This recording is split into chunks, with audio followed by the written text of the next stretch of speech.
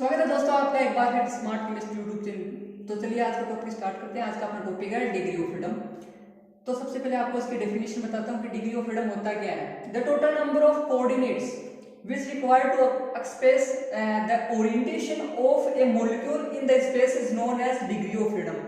It means जो degree of freedom है क्या, जो कोई भी मॉलिक्यूल होता है उसकी ओरिएंटेशन उसके कोऑर्डिनेट को स्पेस में शो करने के लिए जितनी वैल्यू की हमें रिक्वायर्ड होती है वो डिग्री ऑफ फ्रीडम कहलाता है। तो चलिए नेक्स्ट स्टेप पे आते हैं।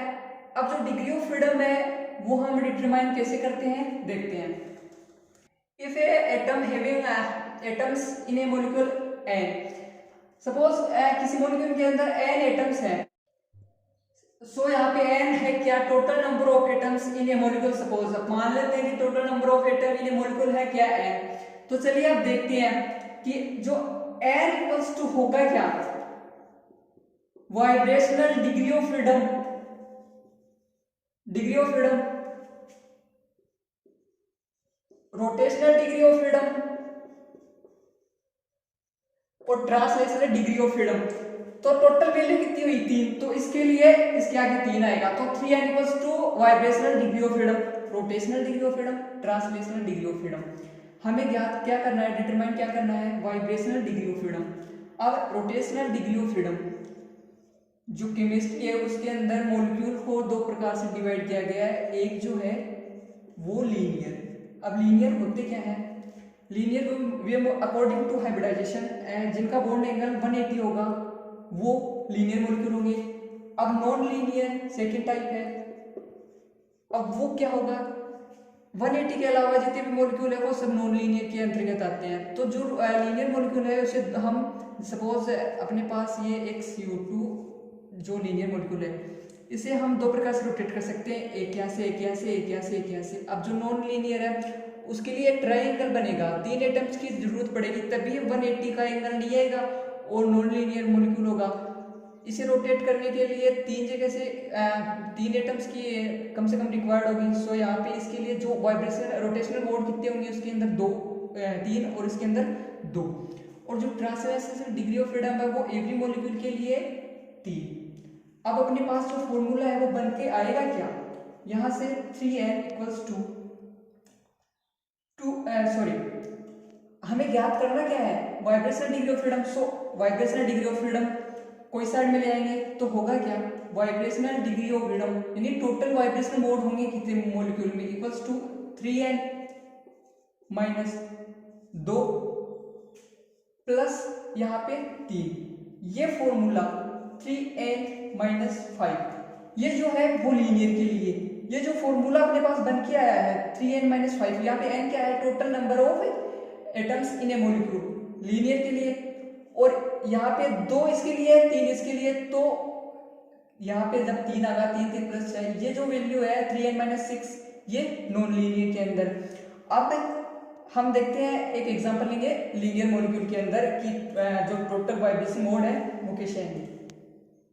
अब जो टोटल वाइब्रेशन मोड है एक मॉलिक्यूल के अंदर वो होंगे कितने देखते हैं। अपने पास फॉर्मूला बन गया था 3n माइनस 5, ये जो है वो लीनियर के लिए है। अब एग्जांपल देखते हैं लीनियर का। CO2 जो है एक लीनियर मॉलिक्यूल है।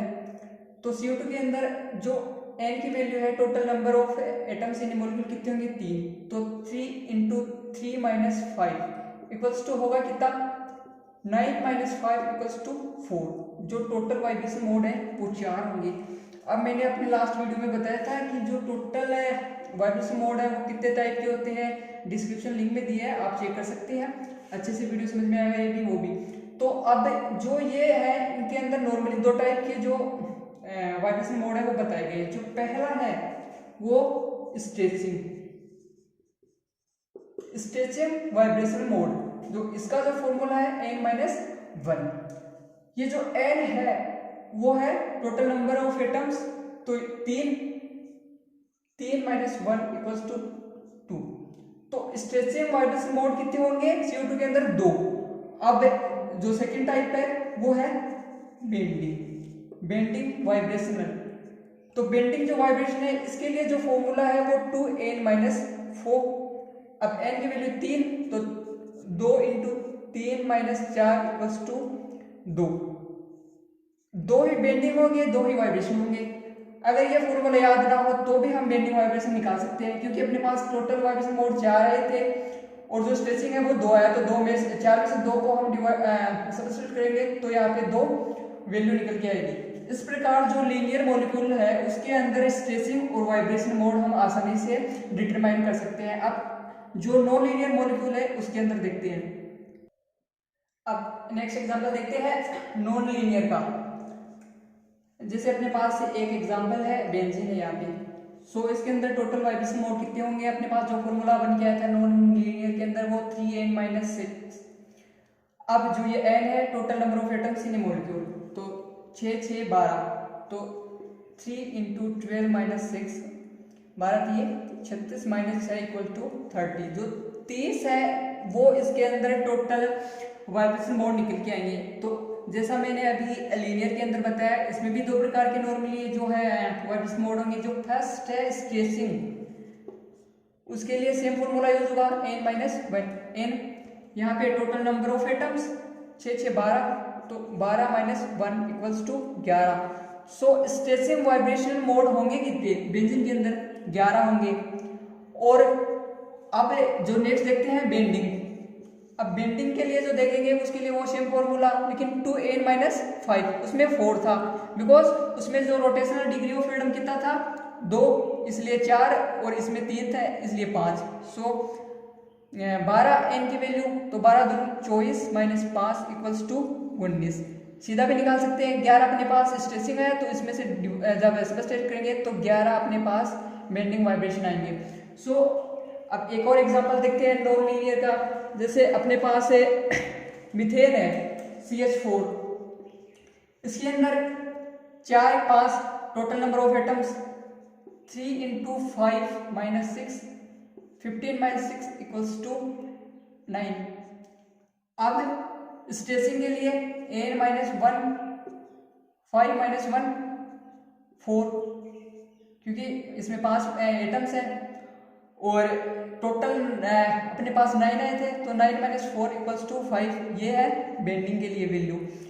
किसी भी अब आप स्पेस के अंदर एग्जिस्ट किसी भी मॉलिक्यूल के अंदर निकाल सकते हैं। एक और चलिए एक और एग्जांपल देखते हैं। अपने पास है PCl5, तो इसके अंदर टोटल नंबर ऑफ वाइब्रेशन कितने होंगे 5 और 1 6, तो 3 × 6 - 6 6 3 18 - 6 टोटल 12। स्ट्रेचिंग देखेंगे तो n-1 n की वैल्यू 5 1 6 6 - 1 = 5। स्ट्रेचिंग वाइब्रेशन की वैल्यू 5 आई है। टोटल नंबर ऑफ कितने थे वाइब्रेशन 5 थे, 12 थे, तो 12 - 5 = 7 7। ये अपने पास बेंडिंग की वैल्यू आ जाएगी, बेंडिंग वाइब्रेशन की।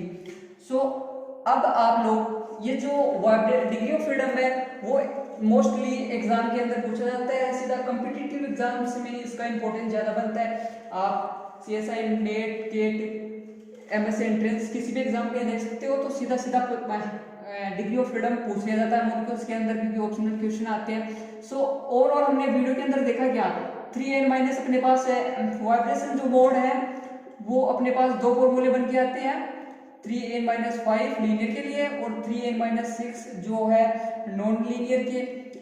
और इसमें भी 2 प्रकार से जो स्ट्रेचिंग फर्स्ट वाइब्रेशन, दूसरा है बेंडिंग। इसके लिए n-1 नॉन लीनियर और लीनियर दोनों के लिए। इसमें जो लीनियर के लिए है वो 2n-4 और नॉन लीनियर के लिए 2n-5। फॉर्मूला यूज करके हम किसी भी मॉलिक्यूल के लिए डिग्री ऑफ फ्रीडम ज्ञात कर सकते हैं।